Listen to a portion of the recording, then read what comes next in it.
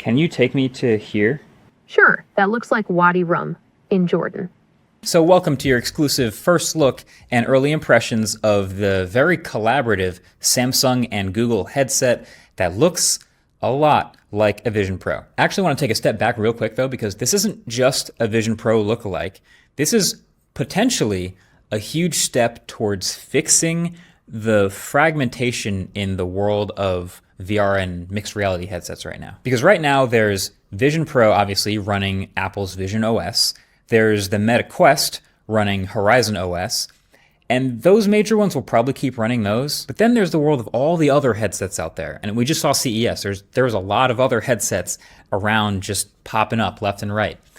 And what software should they run? So this is the first Android XR headset. So it's a pretty deep collaboration between Google and Samsung.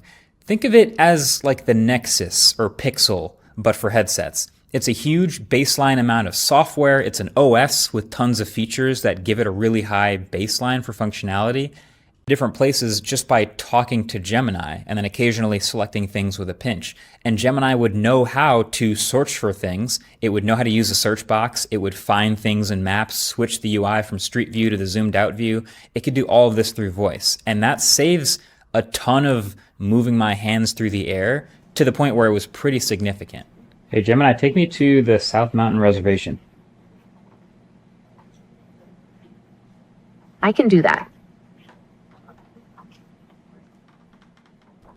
And then you can pinch your fingers together and just circle in real life whatever you want to search. And that pops up a window exactly the way it would on an Android phone, and Google searches that thing. And it's so sick when it works. It seems so obvious for a Google headset, but yeah, I'm glad it's actually